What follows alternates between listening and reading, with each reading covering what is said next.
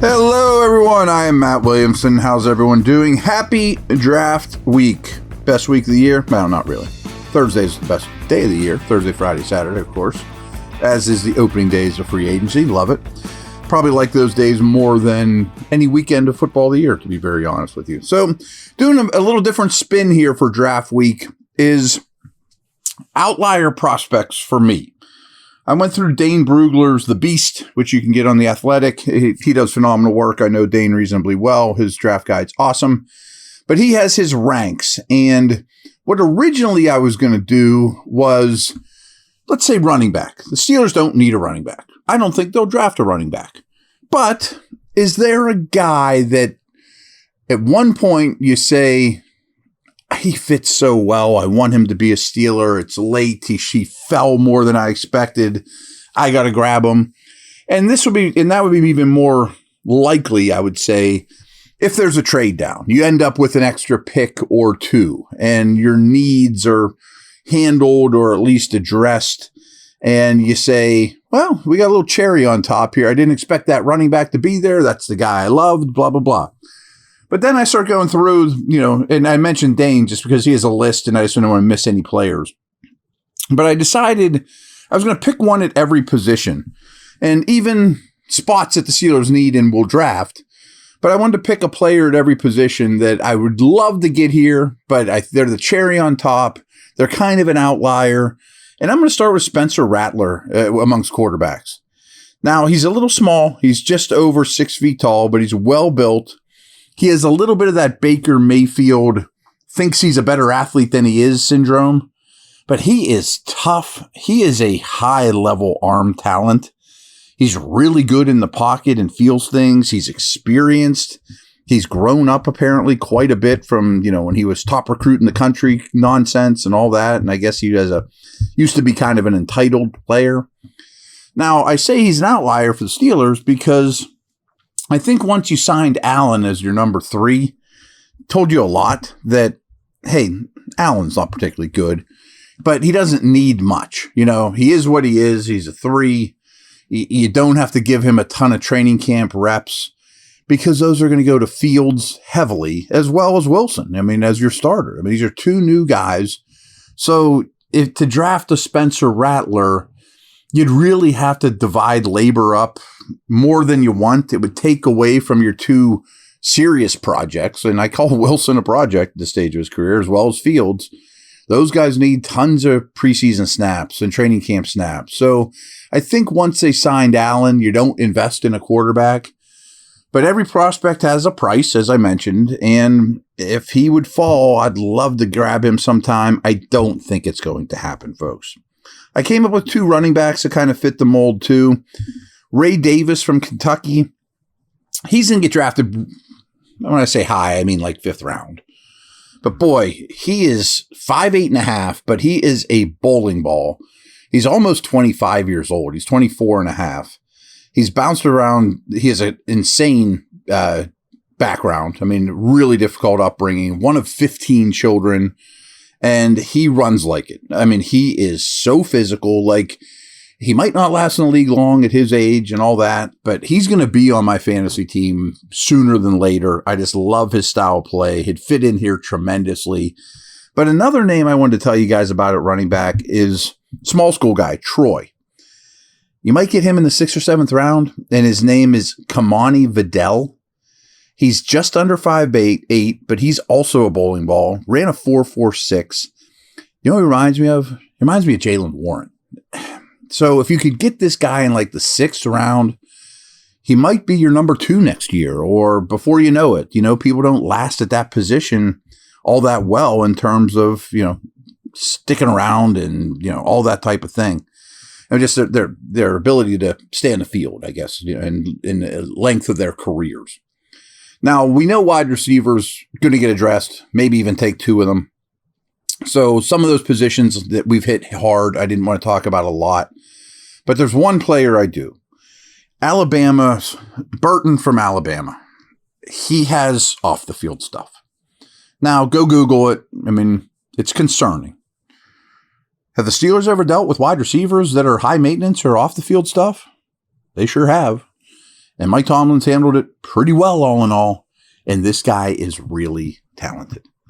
Now, if it's a deal breaker, I've never met him. I mean, if you can't trust him, if he's a bad human being, well, that's a problem. But if he's immature or just did some dumb things and you can get him 2 rounds later than you should, to be honest with you, I don't think he's all that much different than Thomas or Mitchell or McConkey or Pearsall. Like as the 4th through 8 wide receivers in this draft, and you're going to get him 2 rounds later than you should. Like if he were clean, I think Burton goes the end of round 1, and you might get him in the 4th. See what I'm saying? I mean, he is explosive and talented, and he has a checkered history. BetOnline continues to be your number one source for all your basketball wagering needs with up-to-the-minute odds, stats, and trends. You can follow your favorite team's path to the playoffs with in-game live betting, contests, and all the best player props. Experience the world's best wagering platform anytime from your desktop or your mobile devices. Head to BetOnline today to become part of the team. And remember to use the promo code BELIEVE, BLEAV, for your 50% welcome bonus on your first deposit. BetOnline, the game starts here.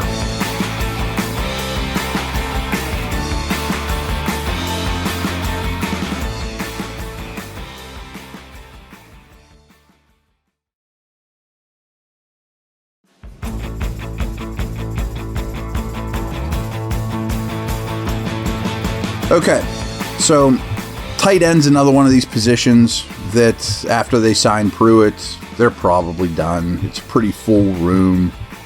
It's not even a good tight end class. But I came up with 3 names that I looked at and thought, if he falls and the rest of the board's not looking your way, or, man, I'd love to get my hands on this guy for the Steelers. But probably won't happen. I don't think they'll predict it. I'm not predicting they draft a tight end, but I wanted to make every position, and there was 3 of them here that I thought were interesting. The first one's a little different, is Jared Wiley from TCU. Former quarterback. Former quarterbacks turn tight ends often have a lot of success if you're a good athlete, and he's a really good athlete. He's over 6'6". He's about 250, long arms. He's a receiving weapon. It's a work in progress, but he does block. Not great, but he throws his weight around. I mean, he would be more, I don't want to compare him to Pitts. That's not fair because Pitts is like the 4th pick in the draft or whatever. But he'd be more Freiermuth than he would be Washington, or definitely not a Pruitt type. Where Cade Stover from Ohio State would be your number 2. I mean, like this guy screams long-time number 2 NFL tight end. He was a linebacker at Ohio State, and he plays that way. He is nasty. And as is the case with Michigan, Ohio State, he blocks. And Michigan has a guy too, A.J. Barner. And these guys line up in line, and they block their butts off. And he can get down the field. I mean, he's not a great athlete, but he's not bad in that capacity.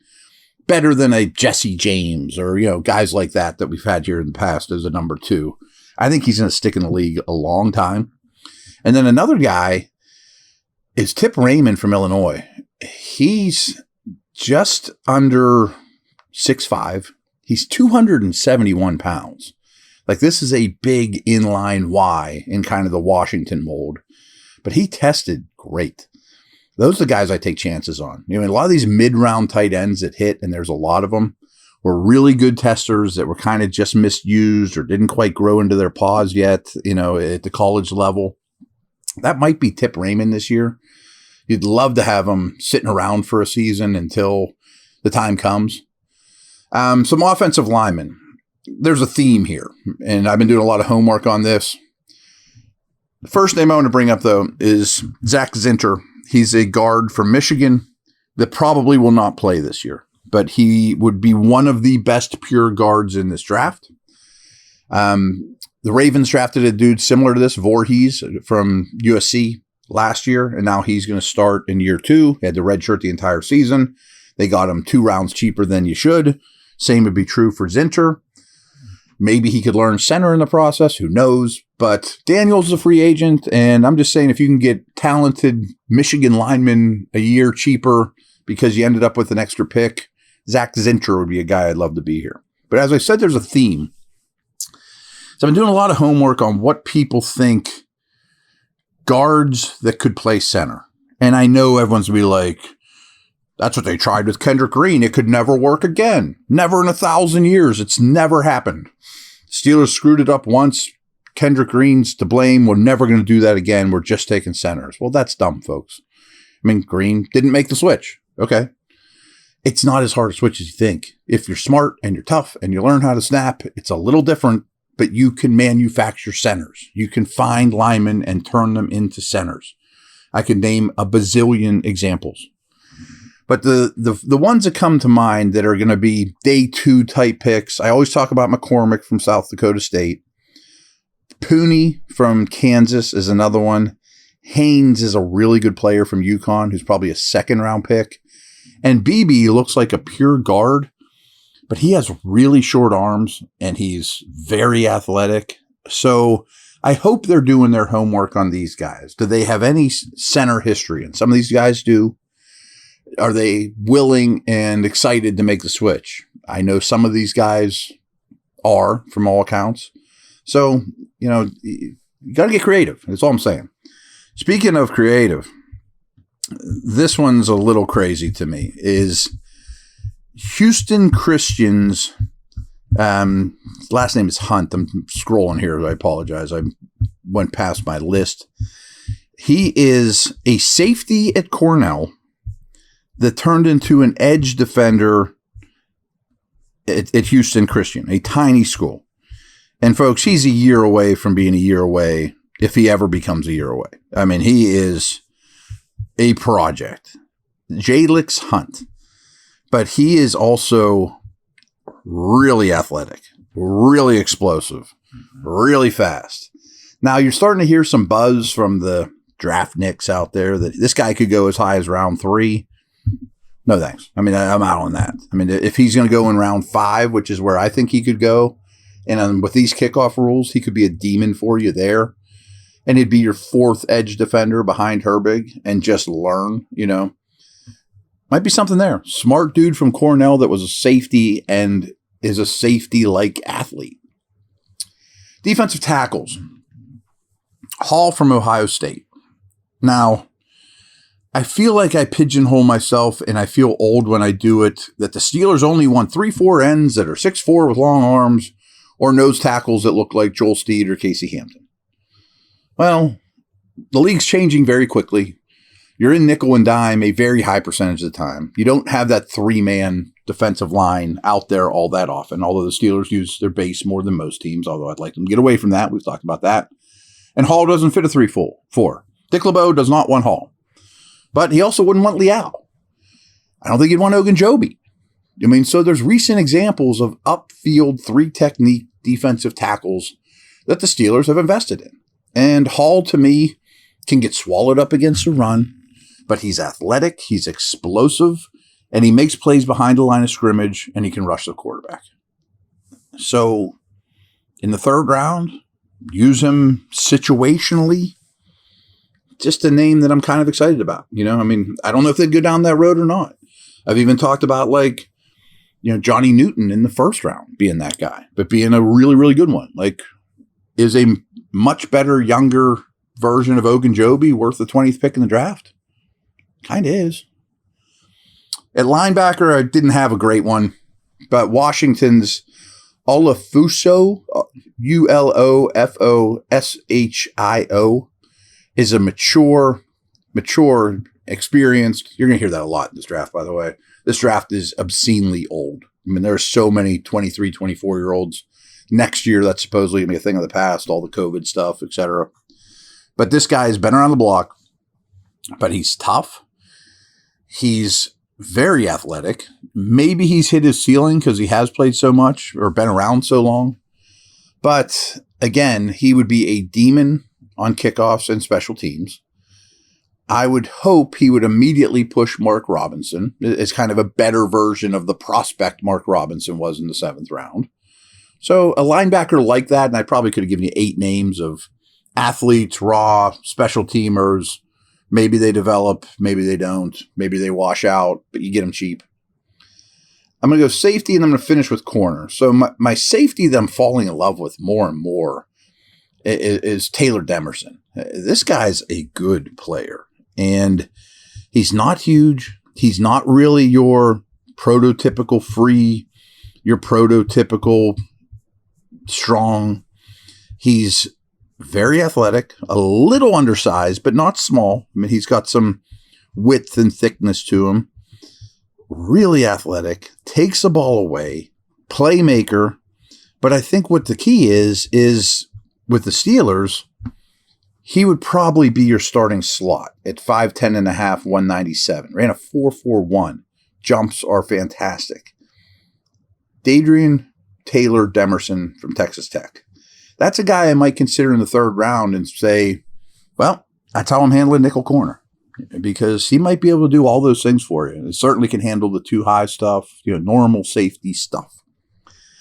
Okay, kind of like the D-line conversation, I want to end this with corners, because speaking of slot, when I project Steeler corners from this draft, I feel like I'm only looking for slots. Like they have a big opening at slot right now. And I've said a million times, they look at Jackson and Porter as their outside corners. And as many of you like to tell me, Trice and Rush are out there too as their outside corners. Okay, hopefully they turn into something. But you know what's really hard to find? Man-to-man outside corners. And Nate Wiggins from NC State, I never mocked to the Steelers at 20 or even in a trade down. But he is a super explosive, super fast, man-to-man outside corner.